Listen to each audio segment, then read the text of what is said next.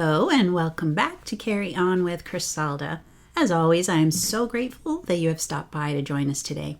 Be sure to stay till the end for another special lighthearted message. Tell me, how do you feel about Valentine's Day?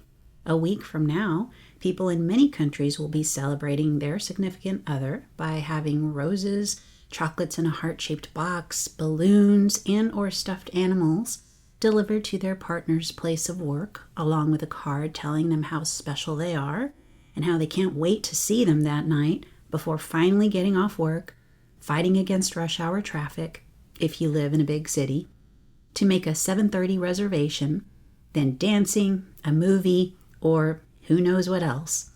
All the while, those who are lonely and don't have a significant other are left with the eye vomit, I couldn't find an antonym for eye candy, of red, white, and pink hearts spewed everywhere they look, and suffering from internal FOMO, wondering when it will be their turn, they put on a brave face around the office so no one will know the true thoughts that linger in their minds.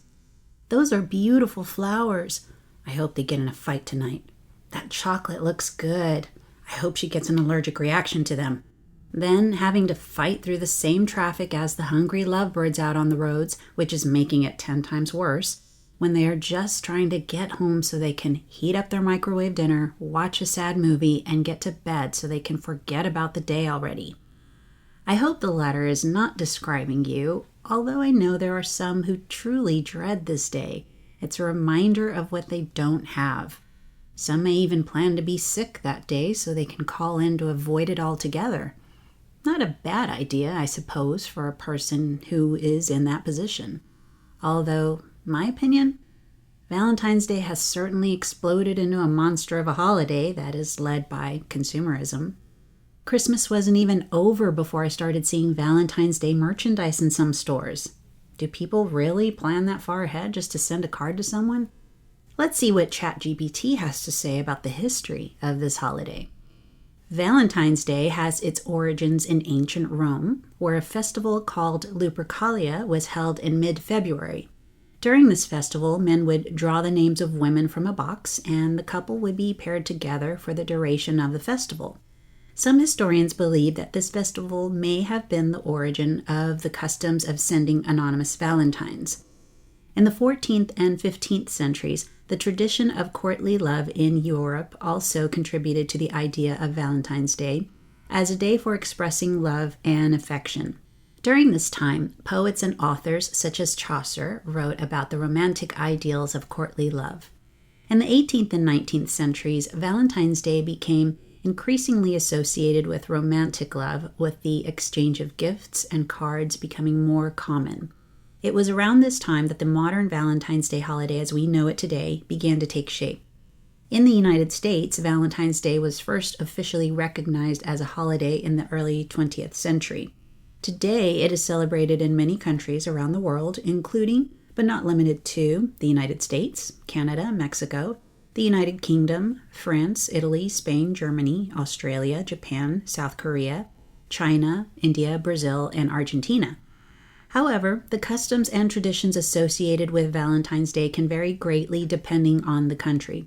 In some countries, Valentine's Day is primarily a day for romantic couples, while in others it is also a day for friends and family to show appreciation for each other.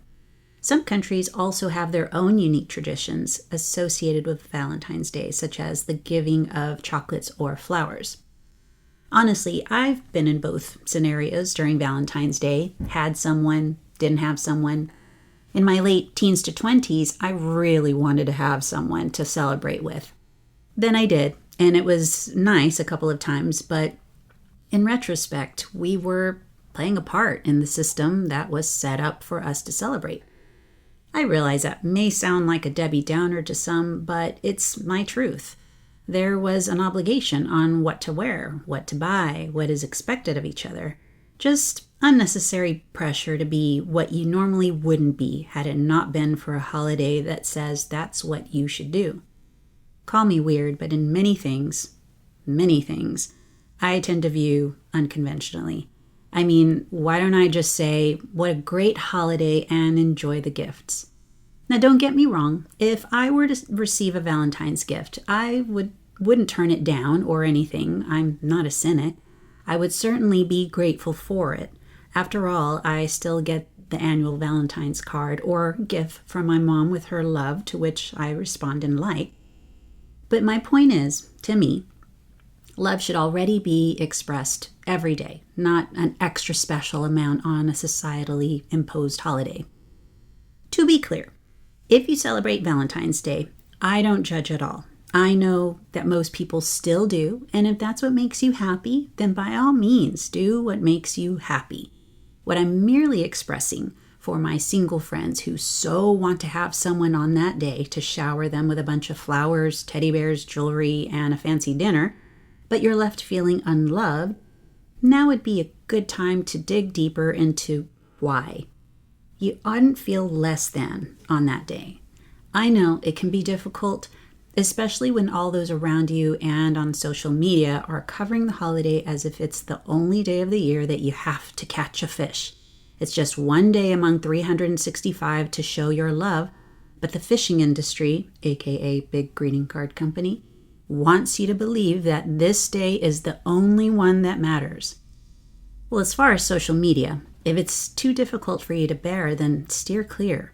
Plug in your earbuds and listen to this episode again. As far as everyone else you run into in person, separate yourself from the negative thoughts that try to bombard you with negative feelings. Every thought is a choice. It starts with a decision. It's a decision that you tell yourself first. If you find yourself trailing along a line of negative thoughts, stop, recognize it, and understand where it's coming from. Most likely, they are limiting thoughts and beliefs about yourself. Then decide which direction you are going to lead your mind instead. Maybe it is a reminder that this holiday, which people celebrate, does not determine your value or self-worth. And understand that the point is not to sneer at those who choose to celebrate this holiday. This isn't about taking a high road because it's not a high road. Remember, everyone has their own journey. But as for you, my friend, it's about getting yourself to a place where you're almost neutral. Great for that person who is getting gifts. As for yourself, even if you don't have a special someone, you are lovable, you are valuable, you are worthy. And not just on Valentine's Day, every day. And if on the next Valentine's Day you have someone in your life and you want to celebrate it, go for it. Again, no judgment here. You know, I almost went into talking about different ways that you can spend Valentine's Day if you don't have someone to spend it with. Ideas you probably heard about already, like Galentine's Day or treating yourself to a spa. But I think that it's more important that you hear a message about viewing Valentine's Day in a different way. It's a matter of your mindset. My thought is, don't get caught up in wanting to celebrate a holiday just because it's what everybody does or because you feel that is what is expected of you. But if you still feel wholeheartedly that you have thought it through and you still love celebrating, then celebrate to your heart's content. If you found any encouragement or food for thought from this episode, please send some love my way and I will tell you how coming up. Until next time, carry on with love. Welp, next week is Valentine's Day. Is there anything you want to tell me? Any sort of action you've been meaning to take? You know, it's just a lot of podcast hosts are talking about the follows they're getting and nice comments they're receiving. And, well, I'd like to receive a 5-star rating. I know I just talked about not celebrating Valentine's Day just because everyone does it, but I can't help it. I want to be wooed by you, and the way to woo me is to follow, comment, and rate this podcast. There, I said it. Now I'll go back and listen to the episode and follow my own advice.